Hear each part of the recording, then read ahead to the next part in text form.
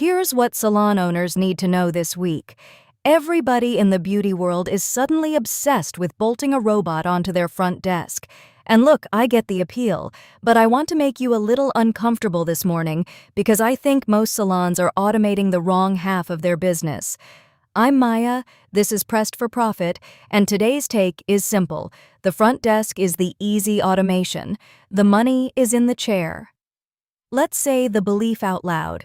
Most owners hear AI for my salon and picture exactly one thing, something that answers the phone, an AI receptionist.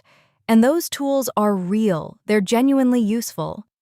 When roughly 40% or more of bookings happen outside your business hours, you want something catching those after-hours calls?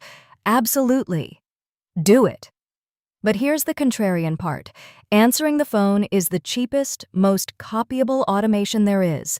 Your competitor down the street can buy the exact same receptionist tool this afternoon. It doesn't make you special. It just stops you from bleeding.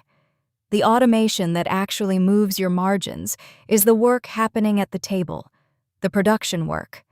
Because here's what nobody says on the tech webinars. You cannot scale taste by working more hours.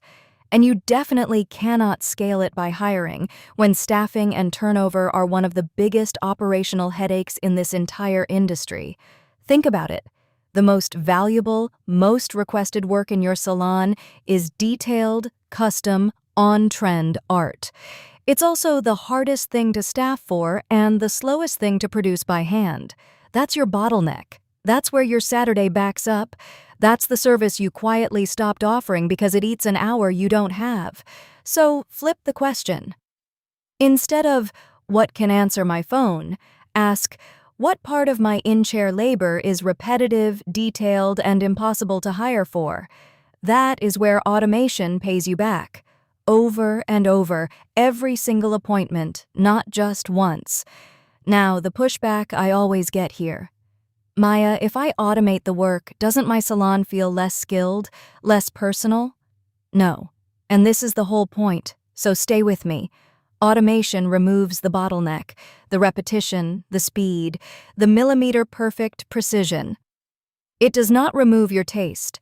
You still choose the design. You still read the client. You still own the entire vibe of the room. The machine just stops you from being the bottleneck inside your own business. The best techs are not going to get replaced by tools. The slowest salons are going to get outbooked by the ones who use them. Quick real-world example, and then I'll step off the soapbox. In the chair, a nail printer is exactly this kind of production automation. It takes a trend the client saw on her phone 30 seconds ago and turns it into a printed design in about 30 seconds flat, with no freehand art hire required. And that's a service you can actually charge for. Nail art add-ons benchmark around $5 a nail, and even $5 to $10 more per ticket across a couple hundred clients a month can add somewhere in the neighborhood of $2,000 a month. Results vary by business, pricing, local demand, and execution, always.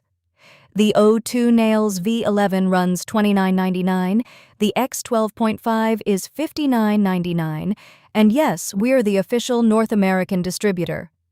But I am not here to sell you a gadget this morning. I'm here to move where you're pointing your attention. Here's your one action for the week, and it costs you nothing. Before you buy anything that answers a phone, do a 15-minute time audit. Sit down and list the 3 services that back up your schedule the most, the ones that take the longest and are the hardest to hand off to another tech. That list, right there, is your real automation roadmap. The front desk can wait. The chair is where the margin is hiding. Got a question about where automation actually fits in your salon?